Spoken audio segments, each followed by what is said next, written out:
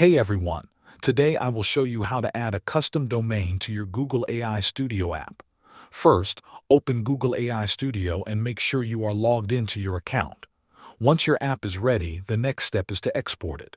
Make sure you have a GitHub account and the repository where you want to save your app is ready.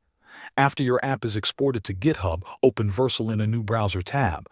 If you do not have an account, create one and log in. Once you are in Vercel, look for the button that says Add New and click on it. Then select the option for project. Vercel will ask you to connect a repository. Click on Add One and then choose the repository where you exported your Google AI Studio app. After selecting the repository, click on the Import button. Vercel will prepare your project for deployment. Once the preparation is complete, click on Deploy. The deployment process may take a few minutes. When your project is successfully deployed, go to your project on Vercel and click on the Domains tab. Here you will see an option to add a domain.